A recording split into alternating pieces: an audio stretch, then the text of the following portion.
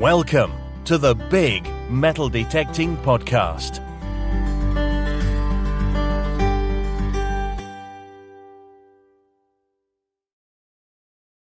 We were very lucky this last week to interview Gary Bankhead. Gary is a host on the up-and-coming second season of River Hunrers on the History Channel in the UK, which starts on April the 5th. So, without further ado, here's the interview. There we go, you've moved. I'm the editor of the Archaeology and Metal Detecting magazine, which is a free online resource. You know from Twitter, we do the detecting show on a Thursday night at 8 p.m. So obviously tying in with all that, it's been a perfect opportunity for me to speak to you about the new series of River Hunrers. How did you initially get involved in that, Gary? That's a really interesting question, Dave. I've got to turn the clock back 4 years now. 4 years ago now. Given that being based in Durham City, where I am, and gone on to discover so many objects myself in the River Wear and the Dive into Durham project that I've been doing since 2009, I've been working very closely with the Department of Archaeology at Durham University. Got an offer from the university to come back into higher education. That got me through the degree process. Went through, did an MA in archaeology, and then ultimately it was upgraded to a Master of Philosophy.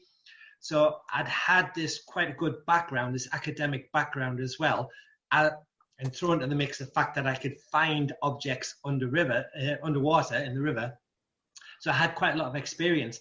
And I would say about five years ago, there was multiple companies, TV production companies, who'd actually just randomly asked me, would I be interested in taking part in some form of river exploration type program that they were a new development they were trying to push forward. And I always said yes, but they never ever came to fruition. And on the sixth TV company who got in touch with me, and by then I was getting a bit sick of it all. Like, yeah, false promises. A company called Hello Halo Productions, based in Glasgow, they got in touch. And they had a very similar idea. They were going to run a show, traveling around the UK, investigating rivers. Would I be interested in getting involved? So, of course, I said yes, but a bit skeptical. But eventually, actually, they came good. They travelled down to Durham. We did some interviews. They actually came along to one of my talks and saw firsthand the local interest with the public. And the processes I was using at that time to find objects were exactly what they were looking for. So it was just a common. It was always going to happen, I guess. Once the production team company came along and met me, so I worked with Hello Halo for the best part of 2 years, developing the program. I was heavily involved in the recce's and the research of that as well, and we identified suitable locations. That each of these locations had to have sort of a really historical background. It had to have a story to it, other than just being a random river. So, and then for series 1, we had all of those episodes set up, and I was called in initially to become the show's archaeologist stroke small finds investigator. So when it turned out to be Bo and Rick would find something, they would say, "Hey Gary, what's this?" And I would come along, just very similar to what you saw on Time Team on the show. An expert comes along and actually tells them what they found. But in my case, given that I had a track record of being able to find objects myself, I was thrown in the deep end, and very quickly, literally, yeah, excuse the pun, and very quickly I became an established part of the team. So obviously there's a lot of thought, a lot of processes goes into making the show. One in particular question I'd like to ask is about the permission. Obviously, we know there's lots of different landowners, there's lots of different waterways, etc., etc. The company will deal with getting the permission, but is that easily granted in the case of doing the show? No, it's a difficult, long-winded process, and it's something I've been engaged in just the last few months, actually. So I know firsthand. Initially, you need to go out and do those recce's and just work out where the rivers are. Are the rivers safe to go in for the first instance? Because you might think about investigating somewhere it's just too deep. You can't get in there unless you've got a survival kit. But there is a process that you have to follow. You're quite right. Every stretch of river in the UK, almost certainly 99.9% will have a landowner. And just like the Treasure Act, if you find something with your metal detector on the land, you've got to have that permission in the first instance. And it's exactly the same process for ourselves. So landowner permission is first and foremost, but given that the nature of the sites that we are investigating may have a sort of a historical importance, there may be a scheduled ancient monument there, and that could be something as simple as a bridge. You're not allowed to use a metal detector within 200 meters of that area without permissions. Potentially also that the sites you're investigating are a battlefield, a scheduled battlefield site as well. So you need to get those permissions. You have to engage with Historic England if it is a scheduled site or a battlefield site. So that's one hurdle that you have to get over. Another one is engaging with the principal archaeologist for the particular county. You need to get those buy-in from them as well. And then obviously that engagement with the finds liaison officer is absolutely so important also, particularly if you find objects of historical importance. So it's a lengthy process that you have to go through just to get into the water with your metal detector. So, for instance, if I'm metal detecting, there's a field in front of me, I have to get, if the river in front of me on that land, I have to find out who actually owns that stretch of water before we go any further. And I've got a metal detector that is submersible, so I could do that, but I'd still need obviously the permissions, which I didn't realise that would be the case. Obviously, to the general person, they believe automatically the rivers are public land, I suppose. So obviously that isn't the case. I've sent my co-editor and my co-host of this show. I've sent them. Obviously asking for questions for you, and we have got a few. One of them was quite interesting about the concerns about disturbing the wildlife.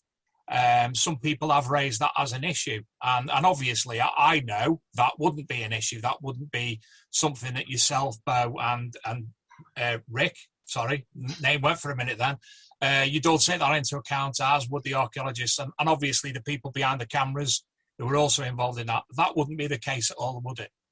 Yeah, you really need to take those ecological considerations into account as well, particularly if a big production company like Hello Halo tip up in a riverine site to do an investigation. You've got multiple people potentially in the water. It's not just Bo, Rick and myself. There's got the safety team are in there, the camera crews, and you've got to think of the considerations of the damage you may do to the riverbed if it's shallow. I remember, for example, we had to get an expert who on freshwater mussels to ensure that there was no mussels on the shallow bed. I think it was on the River Tyne up at Scotland, in Northumberland, and it's that damage. Fortunately, a lot of the stuff that we do for river hunters, we've got the crews are in boats if the water's deep, so you've got very minimal damage there.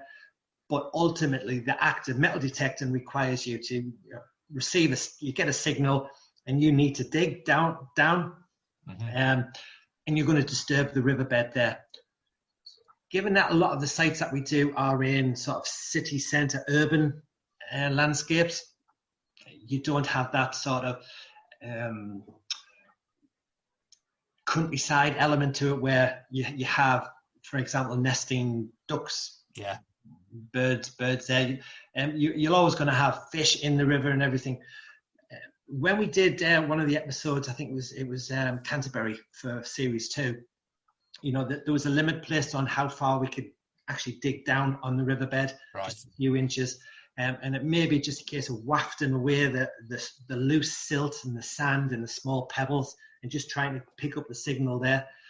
When we did one of the episodes up in the Highlands, there was the riverbed there was gravel. So you can see that you're not disturbing any marine life, but there'll be worms and other crustaceans in the riverbed that you're going to. So to find balance, certainly we wouldn't be engaged in digging large trenches in the riverbed. You get a random signal in the middle of nowhere. You could be in the Scottish Glens, you get a signal in the section of a huge river, and you're digging a relatively small hole with your hands. We don't use any tools, and you're probably just going down just 2 or 3 inches. So it's minimal disturbance, really, just to recover that signal. I'm with you. Yeah. We've done that one. We've done that questions. We've done permissions. I've done that. Hey, how good am I? Working in the river. Now, I've read a bit about your biography. You seem to be a naturally fit person. Your background as a fireman, your hill walking, your mountain climbing, etc., etc. How challenging is it in certain areas? Obviously, we've seen some rapid water in some of the episodes of River Hunters. How challenging is that? You're right, and it is clearly something that we need to sort of just be aware of. That I am. You said I'm a firefighter, by the way, not a fireman. Just put that. I apologise. all the ladies out there. Yes, no, being a firefighter has given me a wonderful opportunity to develop my skills. I am a qualified level 3 water rescue technician. So that in itself is a wonderful bonus. Yeah, I wouldn't say I'm fearless in a river, but I'm very conscious of the dangers of it. I've been to multiple rescues in my career where people have been trapped in rivers, and also lots of body recoveries, where people have sadly drowned. And you only have to be in a river deeper than your knees to be swept off your feet. If you're, so rivers in the UK can be incredibly treacherous. They look, during the summer months, they look benign, but actually they're really cold, and cold water shock is a real danger for anybody, particularly in the northern part of the UK, and could very easily lead to a drowning. So I've got a lot of experience. I've been British Sub-Aqua Club diver now for 30 years, and so I've got a huge amount of experience, and with that comes the confidence. So to do the stuff that we do in the rivers, if I'm using sub-aqua kit, I've got my dry suit on. Even during the summer, when it's a warm summer's day, I need a dry suit on, because you're pretty much down there on the riverbed with your metal detector. You're going through the riverbed, pulling out the artifacts, and you have tens of thousands of litres of relatively cold water flushing over your body, and it just super chills you. When we do the River Hunters episodes, we typically wear just a wetsuit, and it can get really cold, and you're just there. Bo and I have been side by side digging out some signals and literally shivering, and that's even in the summertime when we do the filming, just because of the cold water wicks away your body heat. So we may be tough and fit and everything, but we always get cold towards the end of the day. Can imagine. Now, you mentioned about summertime, and I take it this current series, series 2, was filmed in 2020.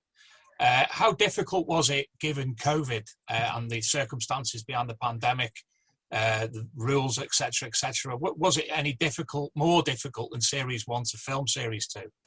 Yeah, it absolutely was, and fortunately, I think the timing of the show, of the filming of the show, coincided with an easing of the lockdown. The first lockdown was over. The infection rates across the UK were relatively low, but the virus was still out there in the community. So we had to go through quite a thorough screening process. We were tested every couple of days, and we formed essentially little bubbles. So Bo, Rick, and I, who were always going to be really close, working within 2 meters of each other in a river, we were being tested to ensure that we weren't testing positive. Transport issues alone, you could only have 2 people in a car, the driver and one in the back seat, and had to wear the mask. And everything. So it was a real challenge for the TV production crew to get that right. but ultimately they did. Nobody became infected. We did everything by the book, and I imagine it added quite a lot to cost as well for the company, which as you can imagine. But ultimately they delivered a safe show, and I had no worries at all working with them in that COVID environment. On to season 2. I watched the initial episode, the first episode, which I was devastated that something that potentially wasn't, as I'm sure you were. How difficult is it for you to be in that way where you were more or less convinced it was what it was and it wasn't? How difficult is that? Yeah, it is. As like Bo and Rick, we really, really want the show to succeed, to be a success, and ultimately we can have the banter, the fun, the adventure, the wonderful GoPro footage of the activity that we're doing, and the drone footage. It brings a wonderful show together. But if we aren't finding anything, so the pressure's on us to come up with the goods, to find everything we do. Bo and I work through our dinner breaks, our tea breaks. We're in that water, desperate to find something. So we're using all of our professional skills and experience to do that, man. We're searching in the right places, and ultimately we find loads of objects. It's the nature of the rivers, I guess. There's just so many objects in there, and every 30th or 50th object we find is of significant importance. And that when that moment happens, you just know that it's a wonderful moment, not just for you personally, but also the audience will just be like, wow, look at that. Because the interest in our history and archaeology in general is so high. It really is. So when you make those discoveries, it's just like you get a massive kick inside. Yeah, you really do. And you probably get a sense of that in episode 1, where I find these objects and the adrenaline's flowing, and I'm underwater. I'm by myself. I'm talking to the team by radio comms, and I say, hey, guys, get Bo down here, because this is I want him to share my excitement. Yeah. So, and that's a great part of it. Some things are clearly wonderful and of historical importance, and other things less so. But it's still a wonderful story, because you put yourself in that position to discover those objects in the first place. You are in a historically important site. So, it's that aspect of it is just, for me personally, wonderful. Yeah. Now, there was an item of significant importance discovered in Series 1. Is that something that occurs more so in the entire season 2 itself? Yeah. The brief that we've got, we arrive at a particular site for a reason, and it's to investigate, for example, a famous battle that may have took place at that location. We know what period that battle took, exactly when that battle happened. We know the types of clothing those soldiers would have worn, the types of weapons so, for example, musket balls, cannonballs, we would expect those at most of our the British battlefield sites. So to find what we found at Killiecrankie was beyond amazing, given that it was only I don't want any spoilers, but given that it was only the second one of its type found in Scotland. Yeah. And it was clearly exactly what we thought it was. And the history behind that weapon was just incredible. Given the time, it was the first time it had ever been used in an English or British battlefield. So just fantastic to find something of significant importance, which is exactly what we set out to do. So obviously we've got this season, just referring to my notes, we've got Killiecrankie, we've got a Viking invasion, which I think is in Yorkshire, Scotland Civil War, Canterbury Murder, Colchester Siege, and Knaresborough Castle. So, for me as a viewer, that was a very exciting moment when that was discovered, as were other moments throughout episode 1. And for the viewer, there's got to be similar feelings throughout season 2. There is. Do you want some spoilers? I don't think I'm allowed, really. I'd like them off there, maybe, but... You're right. We are Canterbury, for example, an incredible medieval cathedral city, place of pilgrimage during that late medieval period, probably the most important shrine, the Shrine of Thomas of Becket, there. And we were given permission to actually descend on that city in a warm couple of days in August and do what we do in the River Stour. And you can just imagine we're going to find objects associated with that late medieval period and beyond, into the post-medieval periods, right away through to the modern period. And we do. We go in there and we find multiple small finds that tell the story of the last 900 years of Canterbury's history. Objects associated with the people who lived there throughout that time. And it's the same for each of the episodes. Wherever we go, we find objects dating right back to the period that we go to investigate, right the way through, as you can imagine, to the modern period as well. Yeah, some fascinating things. Have you personally, I know that Rick and Bo I met Bo at Detectable a couple of years ago, and he said he'll come on this show when he's got time, because I know he's not only in the UK, but he travels all over, and some of the places he goes, he doesn't have any internet connection at all. Obviously, Rick and Bo have both said they've suffered from illnesses during the show, given some of the conditions and water-related disease and such like. Have you yourself suffered from anything like that? No, I guess I've been very lucky. Obviously, hygiene's clearly important. We try to wash our hands. I think the big thing is there is bacteria in all of the UK waterways.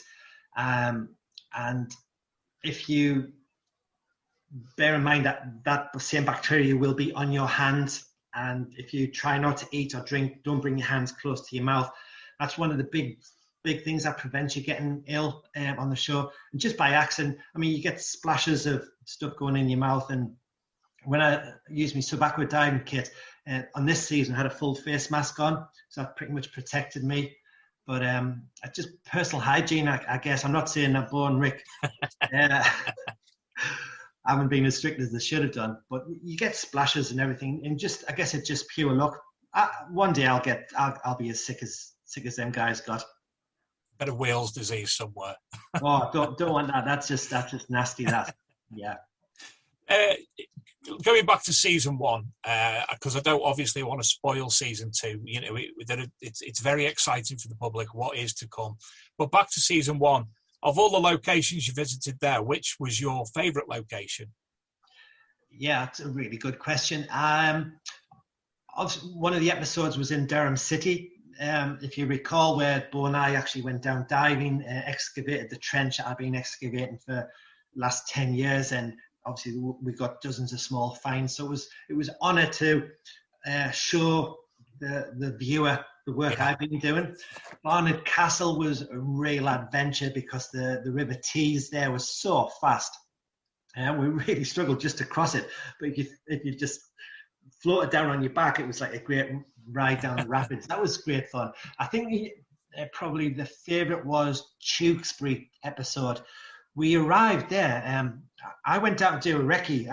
I do most of the recce's for the site, and I went down there, and the River Avon, huge big river, but there was a section called the Bloody Meadow where many of the Lancastrian and Yorkist soldiers were died, and running right through it was this tiny horrible little river called the Swillgate. I say horrible because it was just, there was so much detritus, modern detritus rubbish put in. There was bits of sewage down there, and it just looked like this scankerous, horrible place. But it was right in where the battle was. The Tewkesbury Abbey was just 200 metres or so away, and it was a site that needed to be searched. And Bo and I went in that particular one, and we found all sorts. And there was so much broken glass and sharps in there. It was pretty dangerous, but we had the correct boots on and our hands were pretty protected. But the objects just came out. So you've got to imagine that every river in the UK that looks pretty grim potentially has wonderful finds in there just waiting to be pulled out. If there was people and occupation anywhere near the site of a river, you can anticipate hundreds of objects being in that river at those sites. I can imagine. Talking about your site in Durham, I received this book to review. Where can we see it? There we go. Yeah. I'm pretty certain there'll be some of your seals in that book. No, that's a book by Stuart Elton. That's correct, yeah. Yeah, I know Stuart really well. He came up to Durham. We've met several times. I've got contributions in that book. I've got my own book, which is getting published this year for the Durham cloth seals. It's all about trade and taxation and textile manufacture in Durham. Yeah, to have the largest collection, to have found the largest collection of lead cloth seals, which are available for analysis outside of London, is just pretty special. So I'm publishing my own book on that one. Look forward to looking at that. So as an overview to season 2, you obviously enjoyed it. I think season 2 will be a little bit bigger because it's the first. Obviously, the first season has been seen a lot more from reruns throughout the UK TV system. But now, obviously, season 2 has been a lot more look for. I've had a text off a friend this morning to say, "Oh, I can't wait for River Hunters," and I'm like, I didn't expect you to even view anything like that. So there's a lot of obviously people looking forward to it. What would you say the best thing about season 2 would be? Yeah, for me, that we've got a diverse range of sites that we investigated, from rural highland locations to city centre, medieval sites. So there's a wide diversity in where we go to investigate. I think for the first time in season 2, we really open up to the metal detecting community and actually invite 3 or 4 metal detectors onto quite a few of the sites and get them involved in, and you can just imagine the excitement that they go through. Yes, don't forget my future invite. It's in the post. No, but to get local metal detectors engaged in a TV series, they were just buzzing. It was so exciting, and on occasion they did find it. Well, as you can imagine, they found objects as well. And I haven't seen all of the episodes myself, but I think we talk about some of the finds that they pulled up with. As you can imagine, we only want to show the best things that they find. But no, they were just nervous, exciting. They absolutely loved being a part of it. And I think the metal detecting community across the UK will really appreciate that, seeing that outreach. We're not exclusive metal detectors, Bo, Rick and I. We recognise that there is a massive community out there, and when it's done sensibly and the objects are recorded, and don't forget, many objects in the river may also be needing some level of conservation, given that they haven't been exposed to the air, to oxygen, and they might quickly deteriorate. So those guys were really enjoyed it. Throughout every episode, we find so many objects this time. We're really limited about how many objects we can talk about as well, because we don't have time. But when you see the final the finds the table at the end, at the final wrap up, where Bo and Rick, on occasions, I get an opportunity to talk about what was your most important find, and you'll see there's just finds all over, and that's on the back of essentially 2 days worth of searching. Yeah. I'm glad you spoke about the metal detecting community there, Gary, because obviously, we do cover that. It's called the Archaeology and Metal Detecting magazine, but I think it's more leaning towards the metal detecting a little bit more, even though personally, as an archaeologist, amateur archaeologist, that side of things interests me greatly. In fact, tonight, with obviously River Hunters over the last couple of years, it all started off with Time Team initially. Time Team was the program that everybody watched, and we've had multiple programs thereafter on every channel, and this just fits into that little niche perfectly about something that's not necessarily been looked at before, and that is the archaeology. I know Time Team did do an episode. I don't think it was you in it, but it was up in the northeast in a river anyway. But obviously, TV-wise, it fits into that niche perfectly. What do you think about the whole range of archaeological metal detecting programs that are available now? Yeah, particularly on YouTube, the number of metal detectors who've gone off and devised their own programs, that has never been as high as it is now. You've just got to look at, and I think a lot of that stems from the London Mudlarks, what the activity they've been up to, and the objects they find down there are just incredible.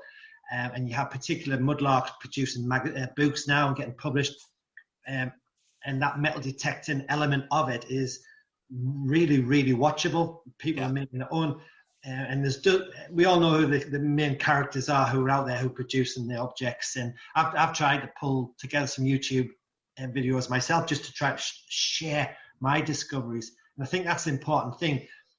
Everybody loves these objects when they come out. They're just fascinated that they're being just sitting there under the river or under the ground all of them centuries, and there you are, you're the first person to pull it out of the water or the ground and touch it, and that's an amazing moment. And if the viewer can capture that, can enjoy that as well, and that's what makes shows like River Hunters and Time Team and everything else on YouTube special. We had Laura Maitland on the show a couple of months ago. Absolutely love her work. I could sit and watch her all day. Tonight we've got Annie Biard. She's currently appearing in a Great British Dig. That's correct, isn't it? Yeah. So we've got Annie on tonight. Next week we've got, is it Steve Taylor or Stuart Taylor? Steve Taylor off World War II Treasure Hunters. Yes. Yeah, we've got him on the show next week. So, we've got a good wide range of all these different people and different genres of historical discovery. But we're at 11 o'clock, so I think we're probably at the end of this little interview. But Gary, it's been an absolute pleasure speaking to you. And I'd love to be able to do this again with my co-host and do something live in the future. Obviously, maybe more towards yourself and your work as opposed to River Hunters, because there'll be NDAs in place and such like. But I'll give you a shout on Twitter about that in the near future.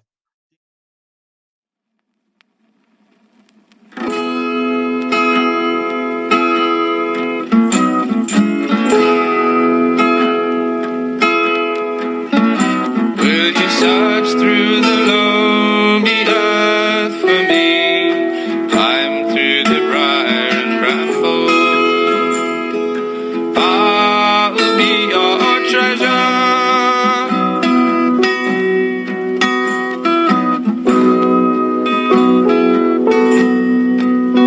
I've had the touch of the kings and the breath of the wind. I knew the call of all the songbirds. They sang all the wrong words.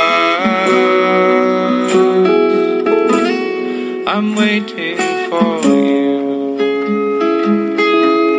I'm waiting for you.